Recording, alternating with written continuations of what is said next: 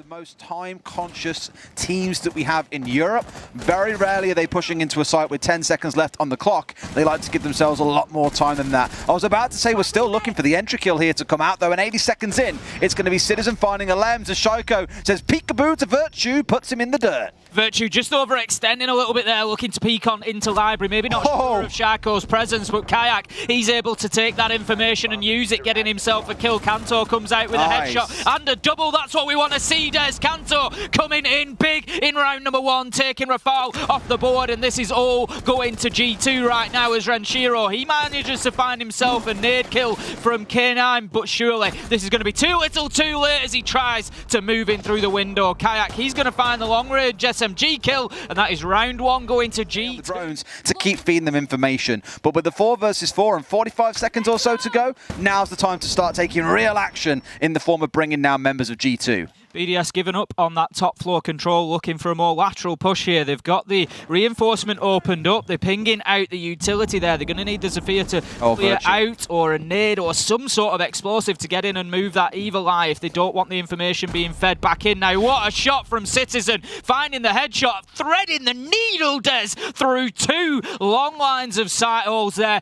just getting the kill onto Renshiro, and this one is all going in favour of G2. It really feels like BDS are out of ideas, Des. They've got themselves in, they've opened up those lines of sight early and then not really done too much with them, but Brede manages to find one onto the flanking Virtue. In they go to try and get the plant down. Now G2 still have vertical control. Can they use it? Not at this point, as Brede, he is successful, and what seemed like a dead end for Brede and for BDS, they've managed to just smash that wall open, Des, and get the diffuser down. Kayak finds himself now 1 versus 3, cuts it down to 1 versus 2, but still an awful lot of work to do in the next 20 seconds. Thought that was his body lying on the ground there. Absolutely not the case. The thing is, Rafal and Lems are both quite low HP. He's got about 15 seconds to get those 2 kills and start the defuse, which is my worry. I think he has no idea, and the boys on BDS naturally being very, very conservative here, feeling no need to go aggressive and try and collect the kills. Just let him come to you, and they will come regardless. Lems clearly acknowledging this as well, drops down from the top floor and is now holding the double window directly below. That plant spot we were talking about yesterday, now exposed. Great shot from Renshiro onto Citizen. 5 versus 3 ace and 50 seconds to play. It's looking good for BDS. Renshiro well aware of where the danger was for him there. Now Kayak is still in the spot that I was talking about, Des. That's the corridor between the 2 sites, and he's the one that's there to try and hold down that plant spot. But this is going to become more and more difficult as Shaiko finds one onto Kanto. Raketti 5 versus 2, and Kayak, he's going to be sweating right about now, but he manages to sweat Brede right off the map as he finds himself a headshot. But he is the linchpin now of this defense, shut down easily by Rafal from above, and that is why you really need to keep hold of that vertical pressure here. Lems shuts down Uno to finish things off, and that is going to be an easy round 3 for BDS. That was a pretty textbook attack onto Bar and Gate, and we can see Virtue just trying to hold off Lems from that double window. The thing is, this position, Des, is going to make it very difficult for the defenders inside a site. They can't really rotate around freely, and we're seeing a lot of attention over to the Solarium side of things from BDS this time as Shaiko moves himself up those trophy stairs. And what I like to see, he gets it's Renshiro actually that finds himself a kill down there in trophy, and BDS attacking this completely differently, Des, keeping themselves unpredictable. Shaiko, he predicts the movement and gets himself a kill. Kanto shuts down Renshiro 3 versus 4, and G2 find themselves on the back foot at the halfway mark once again.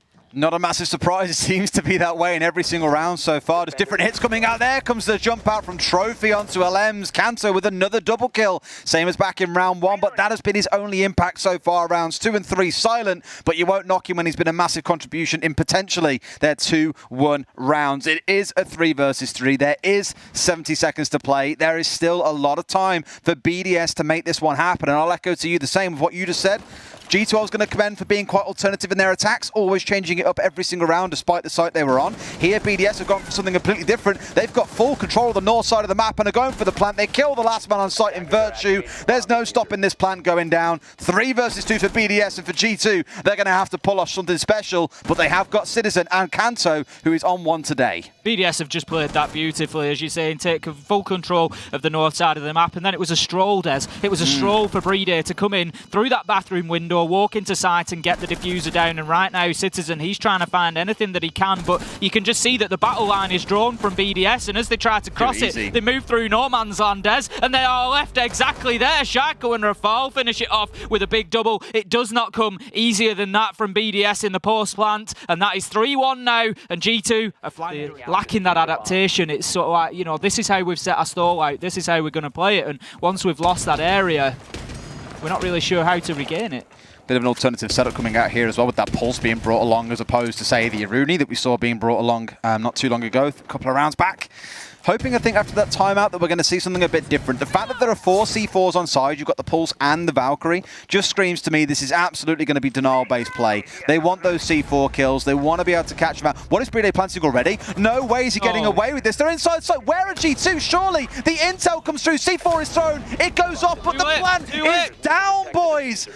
Disaster strikes. 4 versus 3 now as BDS get everything they want out of that rush onto site, and 30 seconds for Kanto and Citizen to turn this round on its head, and they're not going to do it, Des. They're not going to do it. It's 4 versus 1 for Team BDS here, and they are coming out with a masterclass on Chalet. They are absolutely turning G2 inside and out right now, Des. It's irrelevant that Ilems is downed here. At 12 seconds to go, Kanto needs 3 kills inside of 5 seconds. These are going to be impactless. That is it. The timer is too far gone. 7 seconds are required to disable that active diffuser. It's too little, too late, and BDS have just run roughshod over G2 in round number 5. And now you've also got to remember, Des, Kanto had some drones in his possession as the Mozzie. They're now locked in place. Nobody else can move them. So it all depends. Are they in a useful position? Are they giving any information to G2 at this point? If not,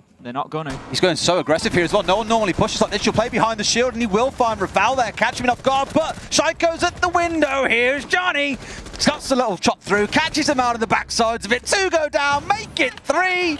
Man, put this guy in a position where he can find a couple of unaware members, and my God, is he going to strike through. It looked for a second after the back of Kayak's play. They maybe find something, but no. Shaiko puts him in the dirt. There's Citizen with 2. It's flank after flank after flank in this round, and it's a 2 versus 2. But we've seen this before, Ace, when it's all even on numbers. There's 60 seconds to play with. I still worry for G2. G2 recognising, though, that they need to change things up and make themselves unpredictable, Des. Moving around much better, a lot more mobile there, and able to capitalise and get kills because of it. Now, 2 versus 2, 45 seconds left to go. We're going to see a little bit of a lull here. We've got Renshiro just going in with the drone now. Can Alex find his man? No, he cannot. And these are becoming tense gunfights in the final 30 seconds. 2 versus 2, and Alems drops down onto that lower floor. Has the diffuser and takes the opportunity to put it down. He's got Renshiro on the cover, and once again, I'm just not too sure that G2 have got sufficient site control, Des. They've allowed the attackers in there, and the diffuser goes down and is activated, and this flips the round on its head.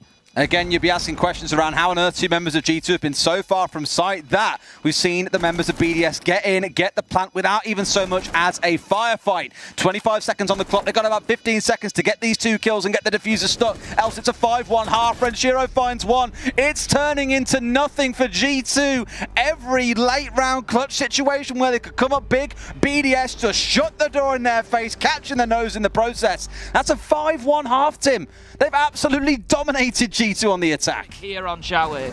I think after the other day, them not going 3-0, a few were like, oh, well, let's all praise our saviors and Empire. The Fallen have risen once more. They're going to do some magic for us, but it's good to see that BDS are back on the wagon today, and my God, are putting up a show. Nice shot coming in from Virtue, mind you. My slight concern being a lot of these are blind. We saw them run like headlong into a barrel not too long ago with one of their members going down. I believe it was Uno, and the question kind of stands of, well, why? Like, why are we not droning out a little bit more here, taking a bit more patience? We've also got the Iana on side with that Gemini decoy to get in there and give us some more information. So it's being very mindful of that, but when you're in the final 15 seconds, being mindful isn't always the play, Ace. Rafal just looking to hold Citizen away from that door. He's going to try to push in now. Rafal finds the kill, and what a nice drop he does to do it through the soft wall. Kanto, however, gets himself 1 onto Shaiko. A good game for him so far, but will be downed there. And ultimately, BDS win based released on time. Des G2 got themselves into good positions, found the kills, but just were unable to execute on two sides. Map so far, getting themselves a nice two-man advantage. But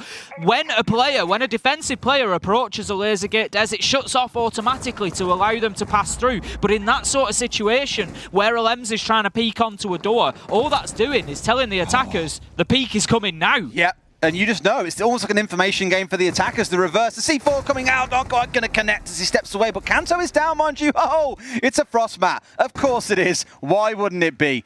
I was going to say, with a 5 versus 3 and about 75 seconds to play, G2 have no excuse to lose this one. Yes, Kanto's not dead, but it is in the 4 versus 3. The utility for BDS is gone. They've still got the cams to play with if they need them here and have a call left. I'm glad they've held on to it for this long. There is no excuse to lose this round. Renshiro just looking for that head glitch from the bomb there, just keeping himself tight against the bomb chassis and just waiting for that pixel peak to present itself. Kanto, Virtue still looking to work those top floor angles. The angle, Des. Virtue loses the fight. Renshiro gets himself a double. That's 3 on the round, 3 versus 2. BDS, they've flipped the script here in round 8, put themselves on top in the power position, and Renshiro's looking for an ace, but no, Kayak at least denies that, but Breeder steps in with the trade, with the kill, with the win. BDS absolutely dominant on Shaolin.